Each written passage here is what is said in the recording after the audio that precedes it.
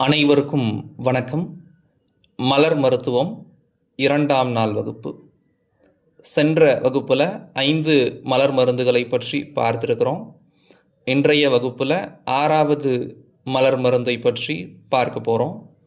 நம்ம பார்க்கக்கூடிய இந்த 6வது மலர் மருந்துக்கு பேர் செஸ்ட்நட் பட். இந்த செஸ்ட்நட் பட்டை நம்ம எதுக்கு பயன்படுத்தலாம் அப்படின்னு பார்க்கும்போது, இந்த மலர் சார்ந்த குணாதிசயம் என்ன அப்படின்னு பார்க்கும்போது, ஒருவர் தொடர்ந்து திரும்ப செய்த தவறையே செஞ்சுக்கிட்டு இருக்காங்க.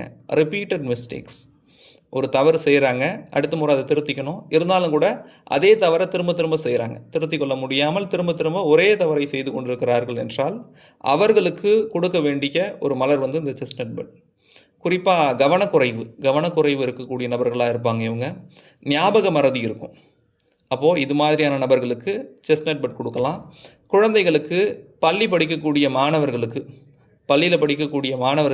இந்த செஸ்ட்நட் பட் ரொம்பவே பயன்படும்.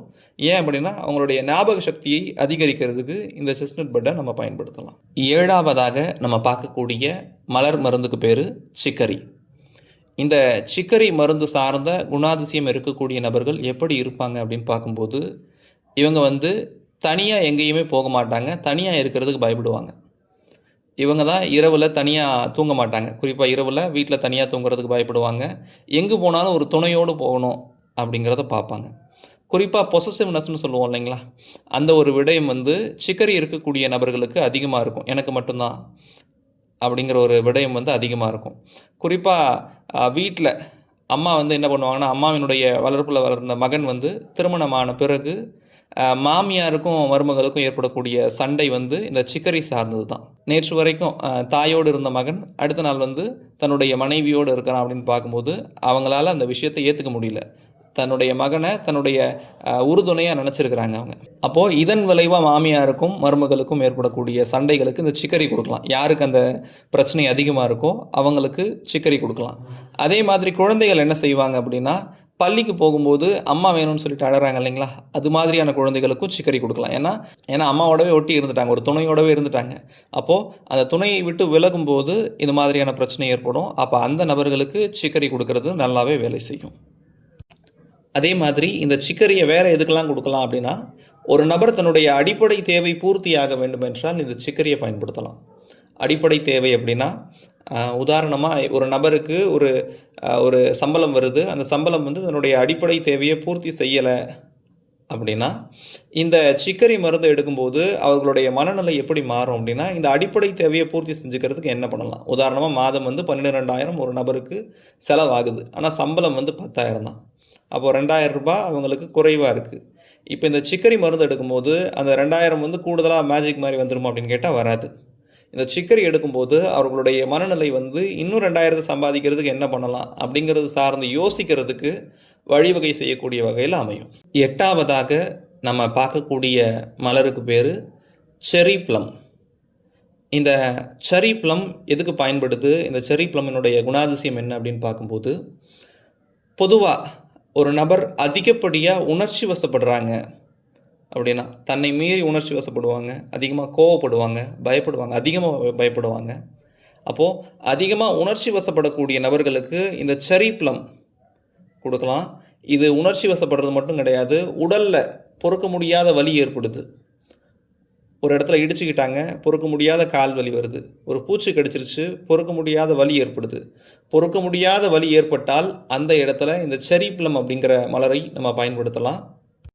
குறிப்பாக வாழ்க்கை வெறுத்து போய் இனி வாழவே தேவையில்லை அப்படிங்கிற ஒரு நபர் தற்கொலை செய்ய போகிறாங்க அப்படின்னா, அவர்களுக்கு இந்த செர்ரி ப்ளம் மருந்தை தொடர்ந்து கொடுத்துக்கிட்டே வரலாம்.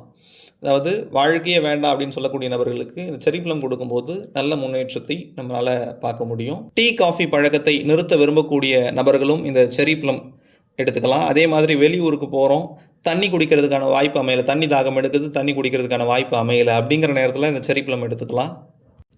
உடல் சூடு அதிகமாகிடுச்சு அப்படின்னாலும் இந்த செர்ரி ப்ளம் எடுத்துக்கலாம். அடுத்தது 9வதாக நம்ம பார்க்கக்கூடிய மலருக்கு பெயர் கிளமாட்டஸ்.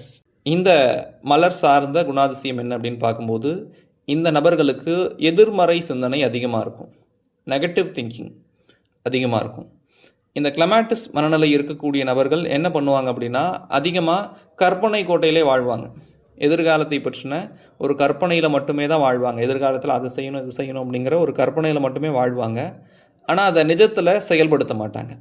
அப்போது தன்னைத்தானே தனிமைப்படுத்தி கொண்டு அதிகமாக கற்பனையிலே தான் இருப்பாங்க. இவங்க வந்து மற்றவர்கள் கூட எளிதாக பழக மாட்டாங்க. தன்னைத்தானே தனிமைப்படுத்தி கொண்டு தனிமையில் மட்டும்தான் அதிகமாக கற்பனையிலே இருப்பாங்க. அதே மாதிரி அப்பா அம்மா உறவினர்கள் இறந்த பிறகு அவர்களோடு சேர்ந்து நானும் இறக்குறேன் அப்படின்னு சொல்கிறாங்க இல்லைங்களா, அது மாதிரியான மனநிலை இருக்கக்கூடிய நபர்கள் எல்லாமே கிளமேட்டிஸ் மனநிலை இருக்கக்கூடியவர்கள் தான். மயக்கம் ஏற்படுது, சுயநினைவு இழக்கிறாங்க ஒரு நபர் அப்படின்னா திடீர்னு, அந்த நேரத்துக்கு இந்த கிளமேட்டிஸ் மருந்தை கொடுக்கும்போது அவசரகால மருந்தாக இந்த மருந்து பயன்படுது. அடுத்தபடியாக 10ஆவதாக நம்ம பார்க்கக்கூடிய மருந்துக்கு பேர் கிராப் ஆப்பிள். இந்த கிராப் ஆப்பிள் இருக்கக்கூடிய நபர்கள் குணம் சார்ந்து எப்படி இருப்பாங்க அப்படின்னு பார்க்கும்போது இவங்க மிஸ்டர் க்ளீனாக இருப்பாங்கன்னு சொல்கிறாங்க. அதாவது உடலுக்குள்ள ஒரு பெரிய பிரச்சனை இருக்கும், உடலில் ஒரு பெரிய தொந்தரவு கூட இருக்கலாம், ஆனால் அதை பற்றி அவங்க அதிகமாக கவலைப்பட மாட்டாங்க. என்ன பண்ணுவாங்க அப்படின்னா கையிலையோ கால்லையோ முகத்துலையோ வர சின்ன பிம்பிள் முகப்பருவை பற்றி அதிகமாக கவலைப்படுவாங்க. அதாவது தன்னை எப்படி வெளியே காட்டிக்கிறோம் அப்படிங்கிறத பற்றி தான் இவங்க அதிக கவலைப்படுவாங்க. ஒரு சின்ன முகப்பரு, சின்ன ஒரு தோலில் பிரச்சனை அப்படின்னா கூட இவங்களால தாங்க முடியாது. அப்போது குறிப்பாக தோல் நோய் இருக்கக்கூடிய நபர்களுக்கு இந்த கிராப் ஆப்பிள் நல்லாவே வேலை செய்யும். இந்த கிராப் ஆப்பிளை தொடர்ந்து எடுக்கும்போது மிஸ்டர் க்ளீனாக இருக்கக்கூடிய நபர்கள் இயல்பு நிலைக்கு மாறி வருவாங்க. ஒரு நபர் வந்து பக்கத்தில் தொட்டுட்டாங்க அப்படின்னா கூட அதில் ஏதாவது அழுக்கு ஒட்டிக்குமோ, அதில் ஏதாவது கிருமிகள் இருக்குமோ அப்படிங்கிற அளவுக்கு அதிகப்படியாக கவலைப்படக்கூடிய நபர்கள் இந்த கிராப் ஆப்பிள் குணம் இருக்கக்கூடிய நபர்களாக இருப்பாங்க.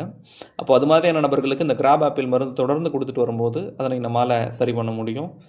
பொதுவாக உடல் மனம் ஆன்மா சார்ந்த ஒரு தெளிவு நமக்கு வேண்டும், சமநிலை நமக்கு வேண்டும் அப்படின்னா தொடர்ந்து இந்த கிராப் ஆப்பிள் எடுத்துகிட்டு வரலாம்.